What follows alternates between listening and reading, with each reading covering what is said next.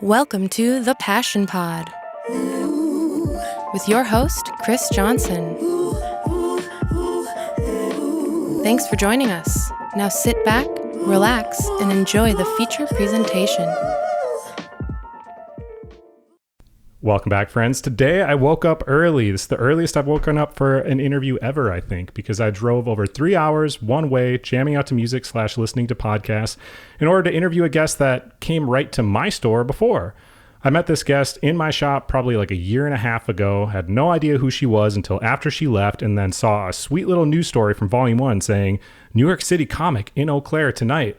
And then I couldn't even make it to the show. But we kept in contact all this time, almost interviewed her in New York, but something came up. But she's back in Wisconsin. Welcome to the show, Dina Hashem. Hey.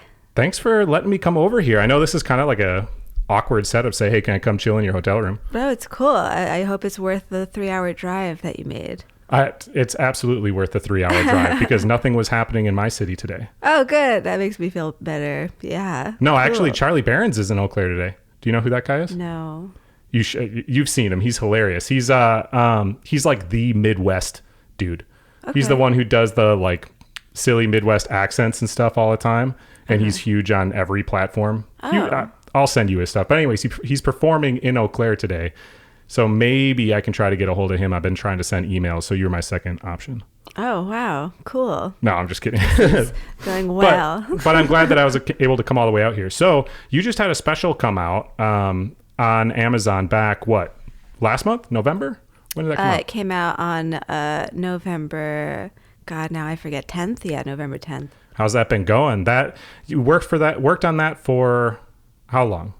The special? Yeah, because when we first talked, I remember you telling me, oh, we should do an interview after X date because I have a special coming out. But then pretty long period of time came out. So what was the deal with that? Well, I filmed it last year. It was December that I filmed it. And then it took up until now for it to come out simply just because that's how long it took to edit and how long it took for Amazon to decide on the proper date. It was supposed to come out in September, and then I forget why even it got pushed. It was just like it's just dealing with their scheduling and programming and like others.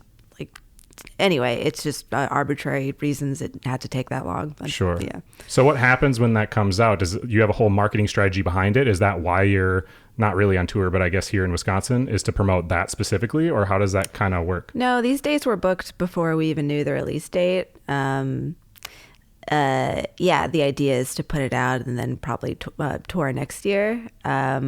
So yeah, now it's just the marketing phase of doing stuff like this to get people aware of it. So yeah. So this podcast is what's going to make it blow up. I appreciate that I'm counting on you. It's all on you. Well, so I'm going to try to push through the algorithm and just post clip after clip after clip on everything. And once in a while they go viral. And I think because it'll be your name, it's going to go viral this time. Wow. Let's do it. I'm ready. So tell the people, what all do you do? Because you do stand-up comedy, but you write and you do other, like for The Daily Show, or what all do you currently do? So I started writing at The Daily Show in January. And then a big writer strike happened, so I stopped doing that for 5 months and was back to mostly doing stand-up. And now I am back there again, and I still do stand-up. But yeah, I mean, I started doing these writing jobs, I guess a few years ago. These are things that like everybody wants to do just because it's like obviously like helps financially more so than stand-up. And I mean, I grew up writing, so I always wanted to get back into like writing TV and movies and stuff. But stand-up was just what I was mainly doing for, I guess, 10 years. But now it's like just I get to do both, which I really like. I'm doing stand-up and writing for The Daily Show. And yeah. How does writing for The Daily Show work? Is it a lot of Zoom meetings because you're leaving all the time? Do you have in-person meetings for that? Is it like you have to have a certain amount every single week? Kind of how is it structured? So it's kind of like a regular office job. We do get some remote days, like we work remotely on Fridays, so that allows me to still do weekends like this if I want to. But yeah, I go in every day. It's like sort of like a 9 to 6 job. Just writing jokes all day, and then I can do stand-up shows in the city at night if I want to after that. So it works really well for stand-up. So are you like never going to go on a full tour again because you have to be back in New York every single week during the week? Is it kind of you're going to have to just fly in and out every weekend, or can you take time off from that to go? I mean, I've never actually done like a full, like every weekend tour. You know what I mean? It's always Sure. kind of like scattered. So if I did want to do that, like a full, like here's all the dates and cities every weekend, could make it work, like I said, because I can like fly out on a Thursday night and be available to work remotely. So Yeah. it does work really well for stand up. Well, let's take it back a little bit earlier. What was the first thing that you remember writing? Was it always like comedy script type stuff, or did you try to write a novel when you were 13? I never wrote comedy. Like, my career doesn't really make any sense. I was always writing just the most saccharine poetry and short stories. Like, I go back and read the things I was writing growing up, and I remember how my English teachers were just so encouraging of me and just telling me how great of a writer I was. And I read what I was writing. I'm like, oh my God, it's just like $10 word after $10 word. Like, it's the worst writing. It's like me showing off that I read the dictionary for fun. And I'm like, well, I'm still thankful to those teachers for telling me I was good, because it gave me the confidence to keep doing it and, you know, ultimately lead me here. But yeah, I loved like just writing florid poetry and like these short stories about these just like almost like anime style, like just fantastical things. But the first thing I remember writing, to answer your question, was a poem about a boy I had a crush on in elementary school. Did you ever watch Hey Arnold? Yeah, of course. So I sort of modeled myself after Helga, where like... Did you draw on a unibrow? I didn't need to. I'm Arab, so I had one. So I just modeled my like way of being after her. Like, longing after somebody was such a big part of my life. I always like felt like the alien, like weird person, and like just like the song Creep is just like how I lived forever. And so this poem I just wrote about this boy, like literally probably using the same words as the poem Helga wrote for Arnold. And I remember that because my strict Muslim mother found that poem, and I got in big trouble for it. So sort of like a traumatic first writing memory. But yeah, I remember she found it and she's like, you can't do this. You're going to marry a Muslim man one day. It's like, I'm 5. Why are you yelling at me for writing a poem? But yeah, that's my first foray into writing. Did it stifle your writing a lot, or did you just become more secretive about it? No, it didn't stifle for sure. Like, it just, yeah, I guess I didn't have a room of my own, so it just made me have to like hide things more. She just like found it because I didn't have a locked door, you know what I mean? But no, it never. Did you have like a curtain in I the had, corner? you know, those like dividers, like screens. Yeah, like people Asian change style? behind. Yeah, Yeah, that was yeah. my area of the living room. It was just separated like that. So, yeah, privacy was a big issue for me. It's a theme. I mean, I talk about it in my special, but So go watch the special. yeah. Stop listening to this and go watch the special. But yeah, so what happened with writing after doing that? Where did it kind of continue into? It was all just kind of for fun, writing like short stories, either for school or just on my own. I like didn't know what it was going to ever lead to. Like in my head, I was like, oh, I'd like to write a book someday. Like I loved Shakespeare, and I just loved just reading in general. So I went to school. I went to Rutgers for English and philosophy. And so in my head, I was like, okay, I'm going to probably become an English teacher, go to grad school, and then like write a novel. But because I just happened to randomly get into comedy through this stand-up contest in college that I entered, my writing just completely was taken over by comedy in my junior year, and the only thing I was writing for the next decade was jokes. So that's the trajectory of my writing. It went from poetry to jokes. Why did you do the comedy thing in the first place? Was it a bunch of your friends wanted you to do it? Did you just want to put yourself out there? What was kind of the reasoning? I often think back to that, and I get asked that question, and I still don't have a real answer because it just doesn't make sense. Like, I was always the shy, anxious person. Like, I never even raised my hand in class. The idea of performing just doesn't make any sense. So it had to be that just I had a friend who was entering it because he had done stand-up before, and I definitely had a crush on him. I don't know if it was at the same time this was happening, but it would help explain why I did it. If it was like, oh, this is a cute thing we could do together, but we we entered, we wrote like a 5-minute set together, and I ended up winning the whole contest. And I just got so addicted to it that it was the only thing that I could think about and that I wanted to do. So everything else I was interested in just kind of fell by the wayside. Did you exclusively try to do stand-up from there? Was that like you didn't do any other form of comedy? Did you do improv stuff or just going to different stand-up? No, it like was little strictly clubs and stuff? stand-up. I mean, luckily there was like a little stand-up scene at Rutgers where you could,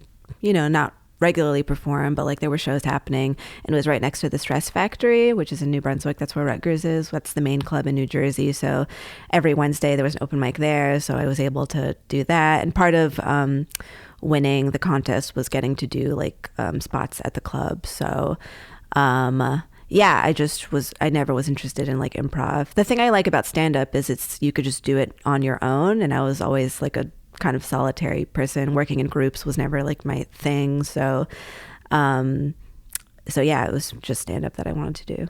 Sure. Well, so did you want to finish college? Because you were going to college for philosophy and stuff, but does it translate at all to what you do? Or sort of. I mean, I think philosophy and English both go hand in hand with stand-up. It's just like thinking about ideas and then obviously writing them. So yeah, I guess I didn't have a solid plan of what I was going to do after I graduated anyway. So it sort of just fulfilled that void. Luckily, I finished school. If I had started before my junior year, who knows if I would have just dropped out or something because I was so obsessed with stand-up. But no, I finished. And then I focused on the stand-up scene in New Jersey for the next couple of years. And then I moved closer to New York and then exclusively did it there. Did you have to have a regular job? I assume you would have for a while because it's expensive to live where you live. Oh, yeah. I mean, so as part of the contest, I won $1,000. And that goes a long ways. I mean, that's the most money I would make doing stand-up for the next 10 years. Oh, wow. Like, I definitely had day jobs the entire time I was doing stand-up up until I started doing these writing jobs. Sure. What kind of job did you do and how long did it take? How was the transition time frame? Was it every single weekend you did stand-up and slowly built up enough money in your bank account where it was like, I could try to make it work for 6 months and see where it goes? Not really. I was consistently having day jobs. I mean, my first job when I was in college, I worked at Wegmans. Shout out Wegmans. And What's Wegmans? Wegmans? Oh my Yeah. God. Oh yeah, you don't have that here. It's like a regional grocery store. Oh, cool. Mostly East Coast. So I was doing that, and then I worked a lot of like random social media, digital media jobs for like Nickelodeon and Nick at Night and just that type of thing. How did you get into that? Well, in college, I had an internship at Comedy Central. So this was after I started doing stand-up. I was like, I Right. need to do everything comedy now. Yeah. So I applied for an internship there. So actually, I guess my first real comedy like job, I mean, I wasn't getting paid, it was an internship, was at Comedy Central, and I had to do stuff for The Daily Show at Indecision Forever at the time. It was still John, and like he was doing the rally to restore fear and or sanity, I feel, if you remember that. And so just such a funny thing where like that was my first real comedy sort of writing thing, and now I'm at The Daily Show. It's just funny. How come you didn't push really hard to go from an internship to like a paid full-time position? Or did you try, there just wasn't anything open? Well, I did, because my first one of these digital media jobs was at Nickelodeon, so that's still Viacom, like sort of. Is that the same parent company? Yeah. Oh, okay. I mean, not Viacom, it's Paramount now, but it was. Yeah, sure. Yeah, they were all the same thing. So in a sense, it did lead to that. It just, there probably wasn't an opening at Comedy Central at the time or something. Sure. And it was digital marketing as in like Instagram and those types of things? Or like what were you doing? Like, yeah, Facebook right. ad campaigns? Like basically just coming up with social media posts and just the day-to-day of scheduling, that type of thing. So somewhat creative, but yeah. And did you continue to do that when you got the Daily Show thing? Or was there a time frame? Because what I'm understanding right now is you were working at a grocery store and then you were doing side stuff for social media. But then at what point or how did that transition into like writing for TV shows and things like that? So that was like really early in my career. I'm like 22 out of college, and that's like these digital media jobs I was doing. So that's a long time ago. And then it was like kind of day job to day job. And then the first writing job I got wasn't until 2020. It was literally during the pandemic when I got my first writing job. So up until that point, it was just random day jobs just to subsist. But that job came through just because everyone has like their pilot, everyone writes something that serves as a sample script to, you get an agent eventually, and then they start submitting you for shows who are looking for new writers. And so my agent submitted my pilot to BJ Novak for a show he was going to do for HBO. And then he liked it, and we had an interview, and it turns out he had like another show he was doing for FX called The Premise. And so I ended up working on that a little bit, and that was literally during their lockdowns, I want to say, or it was 2020 for sure. And then from there, once you like sort of get your foot in with one job, it becomes easier to get more, because now you have a credit under your belt, and now so that's how I got into that. How does a pilot work for being a writer, though? Is it just showing pieces of your stand-up, or No. I don't really understand, because I think of like a sizzle reel, right, that you pitch of like, this is your thing, and then it's a commercial, but like, how does it work for writing?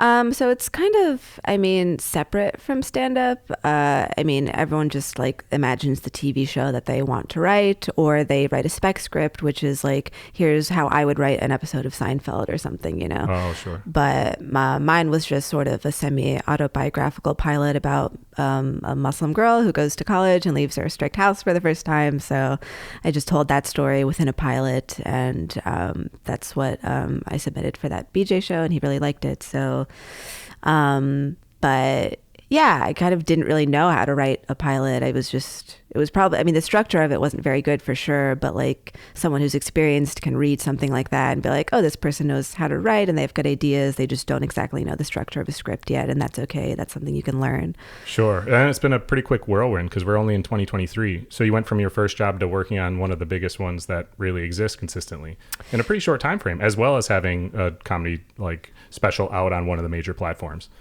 Sort of, yeah. I have been now doing comedy for, I guess, 13 years. So I definitely did my time and waited for it. But that's sort of how it is. Like, suddenly a bunch of things start happening sort of quickly when you've been waiting a long time and there's like nothing happening. So I think that's how it is for a lot of people. But writing for The Daily Show, it's like much different than writing for a narrative show. It's a completely different thing. Like, this is very joke based, whereas with a narrative show, it's like characters and story and arcs and things like that. How many people work as writers for The Daily Show? Are you trying to write like jokes based on the stories that they're telling? Because The Daily Show is like fake news kind of, right? Or am I thinking of it wrong? Where there's like certain topics they're talking about, like kind of one after another. Are you in charge of certain little parts, or like submit ideas for certain little parts? No, basically we all watch the news in the morning, the clips that the head writers choose that we're going to talk about. And then we sort of go off and pitch our jokes for like each part of the news story. So it's all jokes based on real news. Sure. Much. And it's kind of all off the top of the head in the moment. You're just kind of like, you watch that and these are the topics that people are going to discuss, and everyone just brainstorms? So there's a big morning meeting and we all brainstorm based on the clips we're all watching together. But then it's like, okay, time to go. And then we all go to our separate computers and then pitch our jokes for each story. Huh.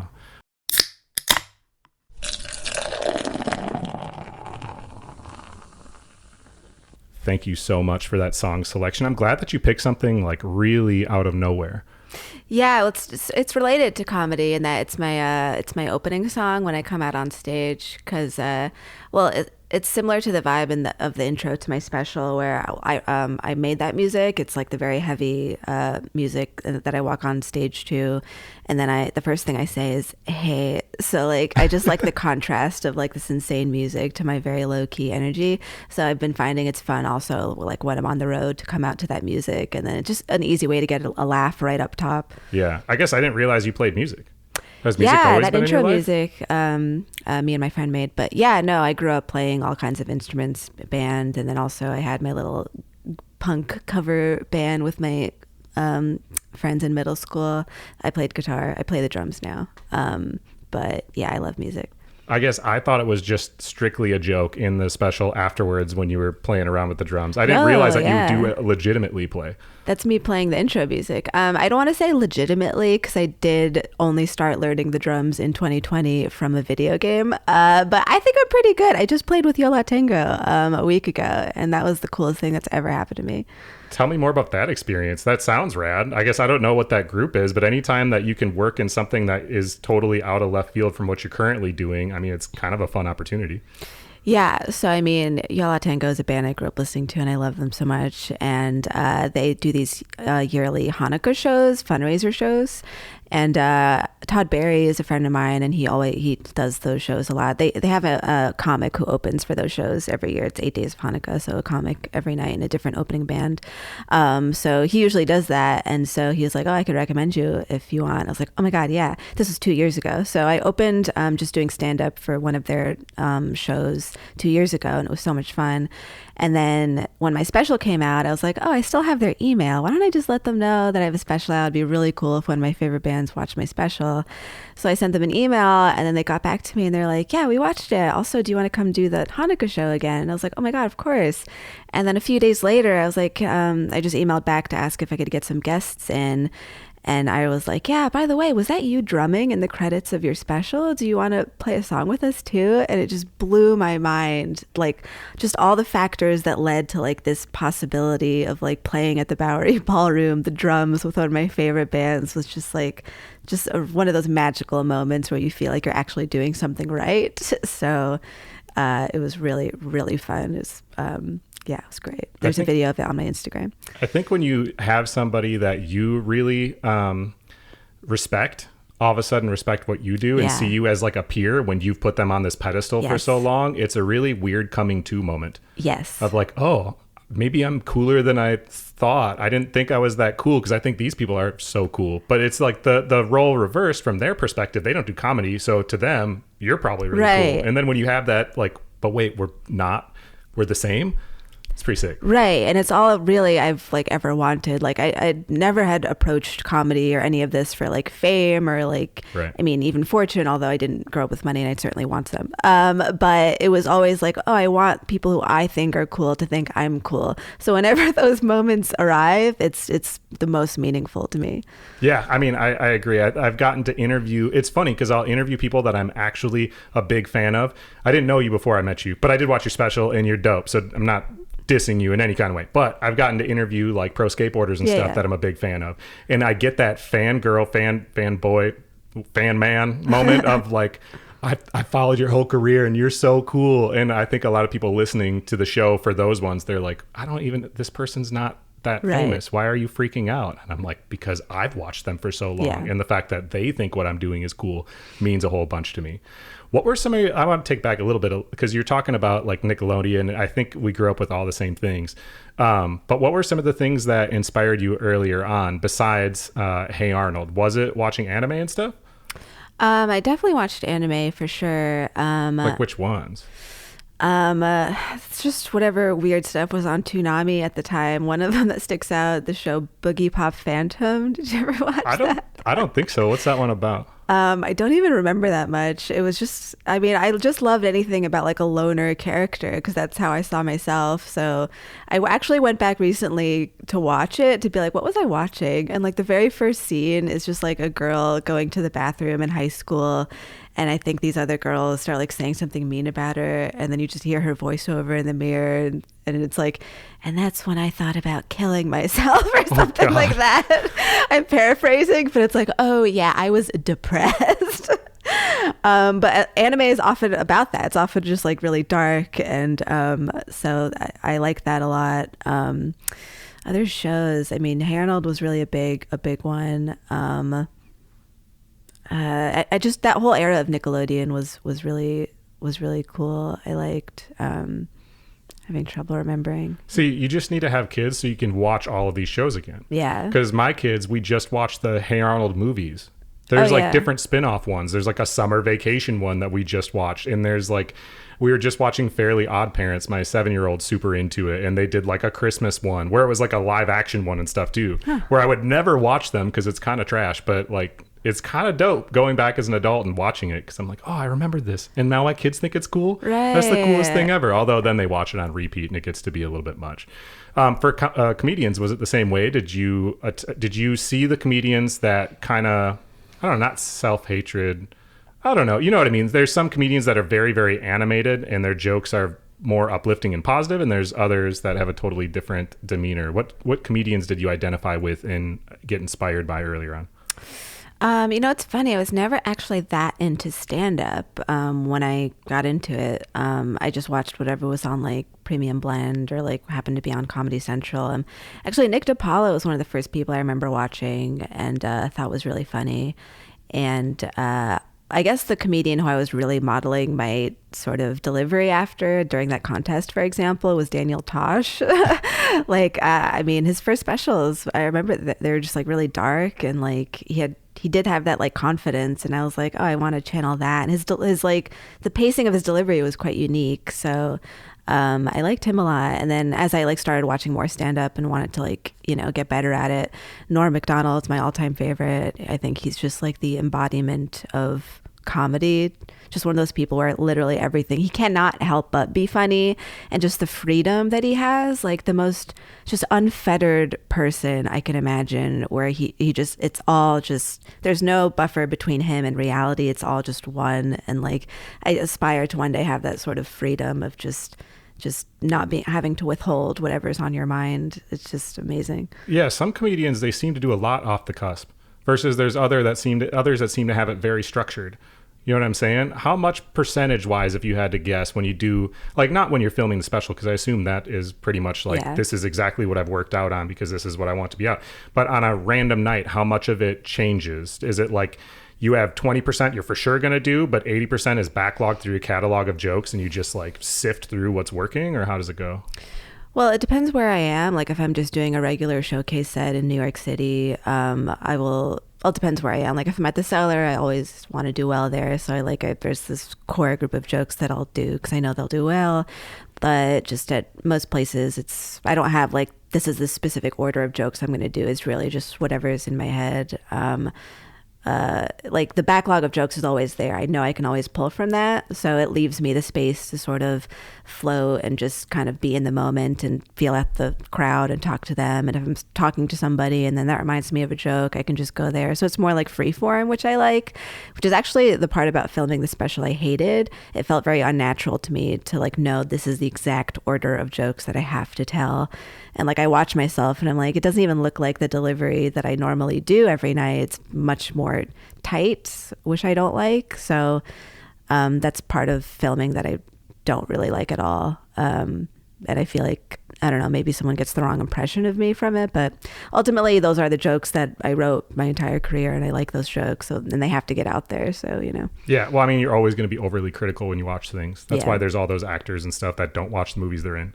You know what I mean? Yeah. And I had to watch that thing fucking 30 times at least. And I mean, it like really gives you like mental illness having to watch yourself on camera that amount of times. It's the worst. Because you did that in one take, right? Because two? Yeah. You didn't like the first one or what?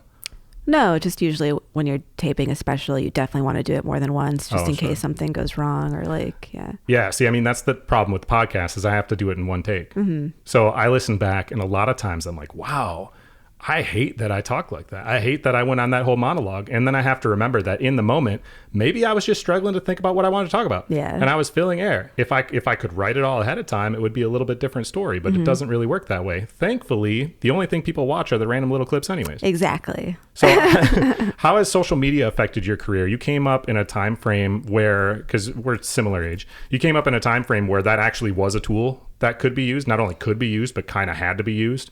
Versus before, it was like people were just touring and that was it. Now you have all these comedians that don't even tour or perform because they're literally only short form content on social media. So you kind of have to like, it's a tool you have to use, but I feel like you've used it really successfully over the last few years.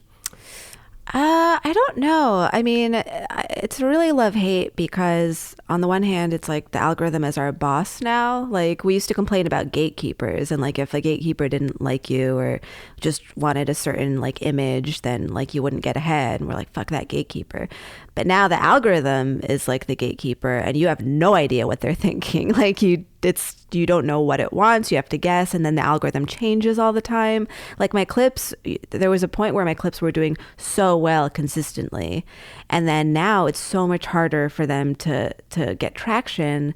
And it's like, what changed? I don't think it's my content that changed. I don't think it's maybe people changed a little, or did the algorithm start selecting for something else? Is it because I said something dirty and the algorithm's punishing that? Is it because my entire account is being punished for something that I don't, it's like it's way more of a guessing game with the internet than it ever was with like gatekeepers. And so you also realize that there's a real function for gatekeepers where they're a human being with taste, and like they can be like, choose to uplift something that might not necessarily be extremely commercial just because they appreciate art, whereas with the algorithm, it's not like that. And when you purely leave it to people on the internet to decide what they like, I'm not going to name names, but they end up liking things that are not great simply because of what they look like. Or, you realize like there is a real purpose for human gatekeepers after you see the type of thing that gets uplifted sometimes on the internet. Not that it's all bad. People also build followings who are great on the internet. So that's what I mean with like the love-hate of it. Yeah. So how has it worked for you to benefit you in your career? And for gatekeeping, everything's a spectrum. So there's good gatekeepers and there's bad gatekeepers, and there's topics or certain things that gatekeeping makes sense for, such as like, who should we put on the show in front of this audience? Maybe it's not that this person should never be put on. It's more this person is here right now to tell you you're not quite there. Mm-hmm. Work on that. So like there is good stuff, but then there's kind of garbage as well. So there's that. But for you, I noticed like with me, with like the show as an example, everyone kind of looks at that as your portfolio now. That's like what happens all the time. People don't really ask me like, oh, how many downloads does it get on this particular platform? Like nobody ever asked me that. They just like look at my social media and go, oh, this gets this many likes, or this gets blah, blah, blah. And that's what helps me secure sponsorships with people. That's what helps me get in with different organizations, like to work with a music festival. That's what they're going to look at. Or if I DM a bunch of people I want to interview, they just look at that number, and that's what dictates to them like, oh, this is worth it. I know that plays some kind of role when you're talking to venues and stuff, but how has that really worked with you? I guess it's like really more of a resume now. Like it's almost changed where like the number of followers that you have, it's like I have like 100K I think right now, right? But with the way with the algorithm, it's like I can barely even reach all of them at a certain point, because it almost feels like a trap where like they got me to put my entire career on these apps, right? And now it's like I can't even reach a fraction of them. And you see it on all types of profiles. People with 1 million followers, and you look at their post, it's getting 1,000 likes. That doesn't make sense. And it's just because the algorithm is not letting it reach that many people, because the point of it is it wants you to keep posting so that you can reach like chunks of your followers here and there, because ultimately it wants you to just keep making content for the app, right? Or it wants you to pay for an ad and then you can start reaching more people. My point being is like, I think people can see like my profile and be like, oh, this is the number of people who at one point saw something I did and liked it. So it's like, oh, okay, a lot of people potentially like the things that I make. And so maybe, yeah, we'll let you make something for us because this is how many people could like it. I don't know if I answered your question. Yeah. Well, it's interesting because like people obviously, I guess it's an evolving thing. So these people who are booking people for things or looking for whatever, they're not always asking for the full in-depth summary of like everything to do with your profile, but they are basing it off of that, right? So you could say that, this is the number of people that one point cared about what I do, but there's so many people that buy followers that it's like, that doesn't necessarily represent that, right? And normally what you would look at to see if somebody's thing was legitimate was if there was interaction to their account. But now you can't really see that. And I saw, like, I was interviewing Tom Higginson from the Plain White Tees, and I was looking at like their social media and stuff. And yeah, they're getting like 1,000 likes on posts and things. And they have a song with 1 billion streams. Yeah. Like, it's just insane that it doesn't reach it. So I feel like it is a weird game of us like playing, how do we get this to actually show to people without investing our own money into the ad space, considering we already invest all of our time into this. And I think that's one reason anyways why Instagram is a little bit more successful than TikTok in that realm, because with TikTok, all these creators put all this energy into it. But the algorithm doesn't show stuff based on that anyways. You know what I mean? Mm-hmm. It's the numbers are so drastically different. I was talking to this dude, Wyatt Iden. He's like he does short form like comedy kind of content. He goes on the street and then asks people quiz questions when they're drunk, and it's funny. But he does a lot of like works with a lot of advertisers, and I was asking about that, about how like on TikTok you don't even know how something's going to perform anyways, so it's really just kind of a shot in the dark if this really works, and there's not like a perfect way you can lay it out in front of people. You know, it's not like a resume where you can say I worked for this many years at this company that you know is successful. It's just kind of like, here are numbers that could be accurate, could be not accurate. Yeah. There's like so much gray area there that I feel like it's hard to even negotiate anything. How integral has having an agent been? Has that been actually super helpful for you? And what kind of role do they play with your career? Because a lot of people just don't even go that route anymore. They just kind of book all their own stuff and handle everything, but then they get shorted on a lot of things too.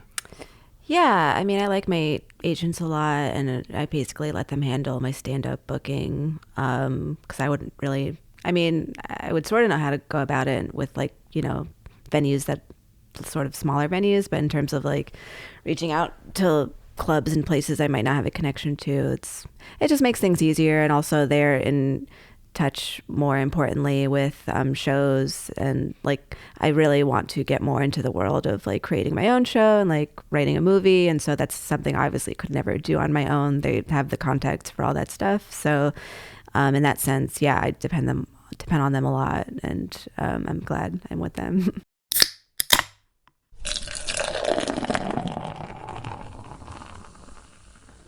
Do you drink beer? No. Okay, well, I'm going to drink this one. No, I'm not going to drink it right now. But I wanted to shout out Hop and Barrel. That's my beer sponsor. Justin is the owner of that. I interviewed him right after they opened their brewery in Hudson, Wisconsin. And they make a lot of different IPAs and stuff, but they finally made a light beer. And I think you can at least appreciate the can work. Oh, yeah. They needed to have something for the random person who drinks Bud Light. So they made the Mullet Man. So I have that, but do you drink coffee? I do. Okay, at least I have coffee for you. So, Minimum Wage Tim's Coffee. He went to UW Eau Claire. Actually, he's a graduate from the college in my town, but he lives in Minneapolis, and he plays music, and he has a coffee company. So, Minimum Wage Tim's. This one's from Honduras, but he sources these beans from all over the place. You can use the promo code PASSION for 10% off, and they do subscription services as well as just like different coffees. So that's for you. Hell yeah, so thank you. We'll leave it there, but you do get to keep that. Oh, thank you. Yeah. So let's talk about writing a TV show. What do you want to write? Do you have a whole bunch of drafts and stuff for your own thing, or is it going to be a movie, or is it going to be, what do you want to write it?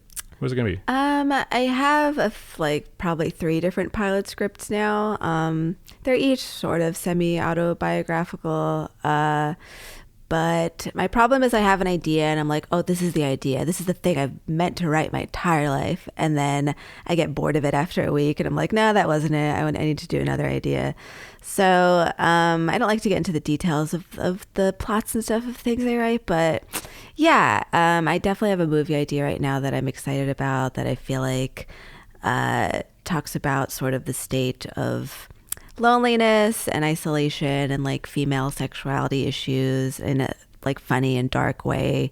So that's the thing that's sort of right now what I feel is the thing I'm supposed to write, and hopefully I don't lose that enthusiasm.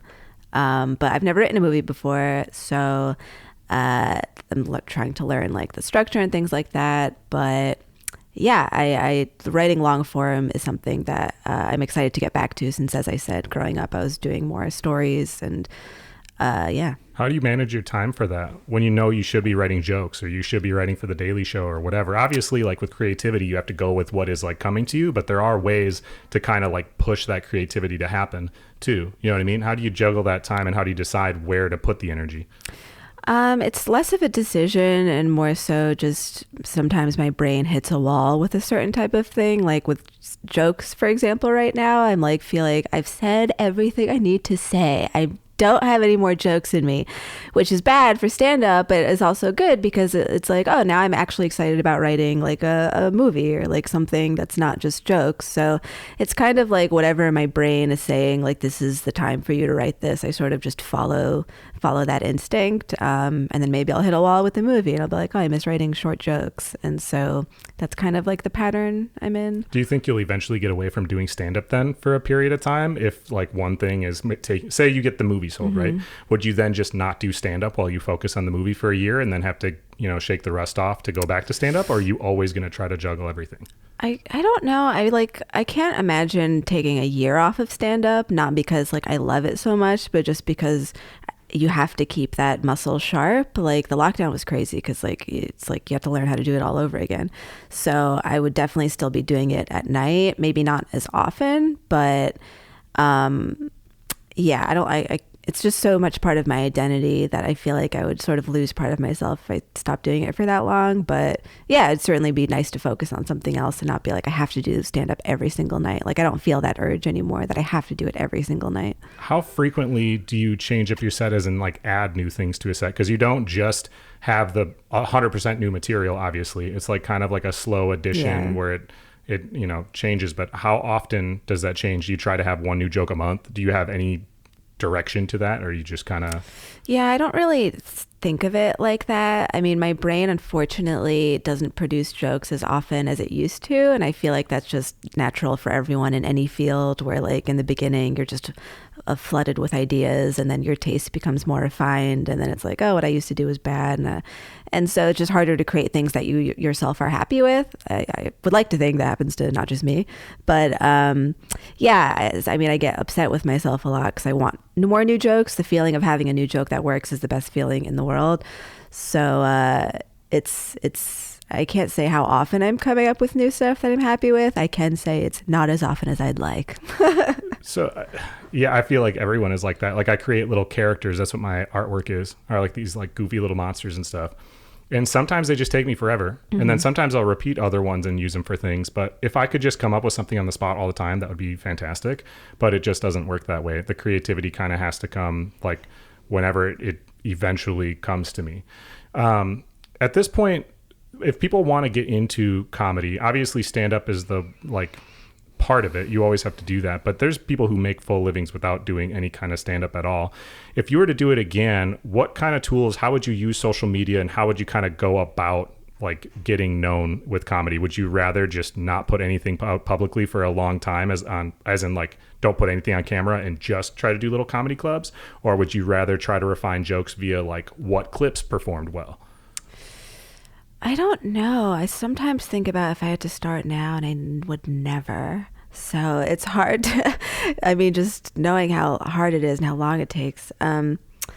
But the thing with stand-up, what I think is unique to it is that you have to do it in front of people in order to make it better. Like with other types of art, you could just do it on your own. And so in order for it to do well, you depend on an audience of people. And so just doing it with clips, I think that's something that a lot of young people are probably doing now. And I think it hurts them ultimately because you don't get that muscle of like learning what works in front of a crowd of people. Because with stand-up, like if you're putting something online, you are able to like filter out people who might not like it and then get people who do. And like, that's great. But ultimately if you're just doing a random club in the country, it's going to be a bunch of strangers who don't know you, and you have to win them over. And if you don't have that muscle of knowing how to deal with that because you've only been posting clips, then you're not going to be able to like do that. Unless, of course, you're one of these people who just makes a huge following online, and then when people come to your shows, it is just your people. And that's wonderful. That's congratulations to people who do that. It'd be great to figure that out. How do you decide which clips you want to post? Because like you said, it's working the crowd, right? So what's going to perform well on the internet versus in person isn't necessarily the same. Well, it's more so an issue of like not wanting to post burn material. I don't even know if that's a concept anymore, honestly. It used to be like the reason crowd work clips started becoming a thing was because you wanted to be able to reach new people online and build your fan base, but you also wanted to save your jokes so that when those people come see you in person, they're not seeing the same shit that you put online. So I think that was sort of the birth of crowd work clips. So I do post those for exactly that reason. And also because now it seems like crowd work clips do better than like jokes. Like I think people are so used to seeing crowd work clips now that when they see a joke, it almost feels like unnatural or like not as exciting. So I don't think that's necessarily a bad thing. Like, but that's sort of what drives what I choose to post online. It's like I save things that I really love and want to be able to tell live without someone being like, I saw that online. How'd you come up with the idea of doing all the, prank calls are just funny, but like, how'd you come up with the idea of wanting to incorporate those into the content that you create? Because not that many people do that. So that was actually the whole realm of pranky stuff that came from my friend Sammy. Originally we were just doing pranks in real life, and we made this like sort of sizzle because we wanted to pitch a show based on doing pranks in real life. And then I guess sort of maybe it was because the lockdowns happened, then it was like we couldn't do that anymore. So we focused more on the prank calls. And then that became its own thing. And yeah, those clips did really, really well at one point. Yeah, that's why we started doing the prank calls. And you're right that not a lot of people do them anymore. So I think it sort of helps it stand out, but it's also not the best visual media. It's kind of boring, I think, maybe to watch somebody on the phone. So still trying to figure out a way to make that more interesting for online posting. Yeah. I mean, I heard like the one on, I guess I was listening to that podcast. What was it called? The bitch Nate? No, what was it called? The one that just came out 2 days ago that you were a guest on. 2 days ago? Yeah, the one it just was came out publicly on the 14th, unless that was a year ago. No, it was this year.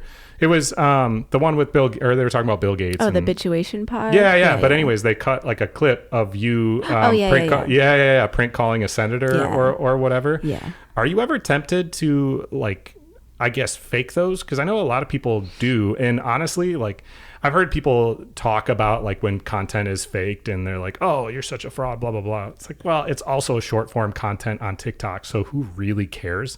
But are you ever tempted to fake those ones?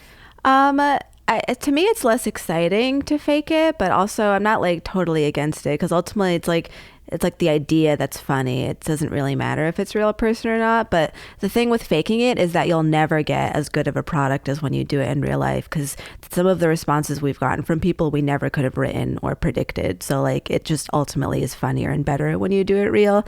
Sometimes we'll like do a call and maybe like we didn't record it properly or something. So we'll like fake a line as though it was that person because for editing and recording purposes. Or if there's like a really funny line that like we couldn't get out of somebody, maybe we'll like fake one line, but we'd never fake like a whole call just because it'd be worse. Which one's your favorite one you've done so far? Is there one that stands out as just being kind of the most ridiculous response? Well, I mean, the one that I really like and people liked was during the lockdowns and like the height of COVID. We called the Joel Osteen prayer line, and we asked if Jesus comes back right now, will he be wearing a mask? Because we don't want to get COVID from Jesus. Just super absurd. But like, I think the one that probably did the best online was Applebee's. We called Applebee's, and I was like, listen, I had a prophetic dream that if anybody orders the Bourbon Street chicken and shrimp today, it will trigger the rapture. So if you could just make sure nobody orders the Bourbon Street chicken and shrimp. And we got some people who just played along. Like the most magical thing about prank calls is when you get somebody to enter your crazy world for a minute and they just want to play with you. Like that's what I love the most. Have you had people get super pissed off? I'm sure that must happen, right? Or do people think it's playful enough that they laugh it off or just hang up? Yeah, I don't know if we've had anyone be really pissed. Usually they'll just hang up because our things, like, we don't want to make anyone actually mad. We just kind of want to like weird them out. So I don't think we've ever done a call that really pissed somebody off. Have you lost your composure during it? I feel like you're pretty good about staying like your voice is level the whole time, like you're very serious. Like I would end up laughing immediately. I couldn't do that. Are you able to like keep your composure when you do them? For the most part, yes. In the beginning, it was harder. I think you just become used to doing it, and so it's easier to maintain composure. But listening to Sammy, I would break all the time because like he's just so funny and so good in the moment that I would definitely break hearing him do his. But during mine, I haven't broken that much. Maybe the weed call we did, I broke a little bit. What was the weed call? I'm trying to remember. I think, well, his part of it was that, oh yeah, it was that we didn't like that we would get high and start forgiving people. So for his, it was is there a strain that won't make him start forgiving the Nazis for killing his family in the Holocaust, which is true. So we just asked these weed store people to help us find a strain that made us not as forgiving. I forget what other aspects were in it. It's on YouTube. You could find it. Okay, so what's your YouTube? Just Dina Hashem? I think underscore? God, I don't even know. I'm so bad at marketing. I think it's Dina Hashem Comedy or just Dina Hashem. I'm not sure. But if you just type my name in, it'll come up. Why do you have the underscore? Somebody has your name and they just won't give you that profile? That's for Instagram and Twitter. I have the underscore because, yeah, someone else has just Dina Hashem. And you haven't tried to reach out? I guess not. It seems like it's a dead profile. The last time I checked, like there would be nobody to reach out to. It's just there. You can file it with Instagram these days. Really? I Totally. feel like it's too late to change it. I don't know. I was just curious. I remember I was looking up like with celebrities. There was one that I think was just Donald Trump. I think that was the Instagram profile, and it was just a picture of a unicorn. And Yeah. I thought, like, looking at it, I think it was like an anime girl unicorn. And I just thought it was so funny that there, like, for sure, somebody from his organization would have tried to get that profile, just if nothing else, to take it down. And whoever owns that is turning down money just to have that up as a joke. And I think that's awesome. Okay. Or I think it's like a business. People like early take on, like get a profile of somebody famous so that they have to pay them to get it if they want it. Yeah, that's true. But still, for that to be what they have up, I think is hilarious. That is nice. Anyway, so now that your special is out and you're traveling around, you're in Wisconsin. By the time this comes out, you won't be in Wisconsin. What can people expect from you? What should people look out for moving forward? Well, there's a couple fun voice acting things I've done that are going to come out. Like Disney movies? No. Rami Youssef has a cartoon that will be out eventually on Amazon called Number One Happy Family USA.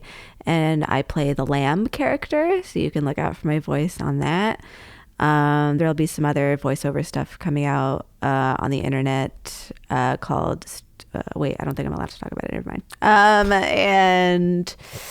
Yeah, you can catch my writing on The Daily Show, and hopefully I'll be touring your city soon. So if you want to subscribe for email updates, I'm trying to build my email list. So please either go to my Instagram, and there's a link there to sign up for emails so that you can actually know when I'm going to be in your city performing. And yeah. That's the only safe way these days, I feel like, Well, with that's- everything moving. The emails? Yeah, well, yeah, because that's the only one where it's like, no matter what happens, I can get a hold of you. That's why I was so upset what I was saying about like the scam of the apps where they convinced us all to put our careers there, and now we can't reach our own followers. Whereas with emails, it was all about just maintaining an email list, and I really fucked that up. So help me out, subscribe for emails. Yeah, no, I mean, I had the same problem. I noticed like, wow, I would get this much interaction when it was like earlier on, and then as the page and everything grew, like I know that there's more people that listen because I can see the other metrics, but then the number of likes and stuff would stay the same. Yeah. And I'm like, but the following has jumped up a whole bunch, and that was its own frustrating thing. Anyways, I always ask this question towards the end of every episode because I think when you do something that you're passionate about for a living, you get to have really unique experiences, such as performing with a band that you looked up to. Can you share a story that you're really grateful for that only happened because you pursued comedy? Outside of that one, I'm sure you have a lot of them. Well, I guess meeting my boyfriend is a nice little thing. I was on Stavros Halkias's podcast during the lockdowns, and my now boyfriend was a fan of Come Town, which was Stav's other podcast at the time. So he decided to listen to that episode of his other podcast that I was on. And at the time, I was also doing my own podcast because it was lockdowns and I was losing my mind. So I started a podcast. And in my podcast, I was like asking for feedback from people because I didn't do it before. And since he had seen me on Stavs, he had reached out and just trying to like be encouraging, being like, oh, your podcast is good, you should keep doing it. And we just kept talking, and we're still together now. So I guess if I hadn't done comedy, that wouldn't have happened. I don't know that many couples end up meeting each other via podcast. Yeah, it is, and especially through one from Come Town. So yeah, it's definitely Well, and interesting. I wouldn't know you without him. Exactly. Because you guys came in because he's a skateboarder. And do you still skate? I do, not as much as I want to, You but should skateboard more. So, but that is why I met you, because you guys were in town in Eau Claire for a Exactly. show, and he wanted to come into the skateboard That's shop. So you right. guys hung out for quite a while, and I basically just talked to him, I think, pretty Yeah. much the entire time. And now here we are, all this time later. this So, podcast. Thank another you so thing. much to your Yes. boyfriend for all of that. For sure. Well, again, everyone should go check out your special, which is on Amazon Prime. What is it? Dark Little Whispers. Dark Little Whispers. And then find you on all social media. It's Dina Hashem. How do you pronounce Hashem. it? Hashem. So it's DINAHASHEM. And then add the underscore because Yes. she couldn't get the actual profile. Exactly. Thank you for joining us for this episode of The Passion Pod. We hope you enjoyed it as much as we did. We'll see you soon.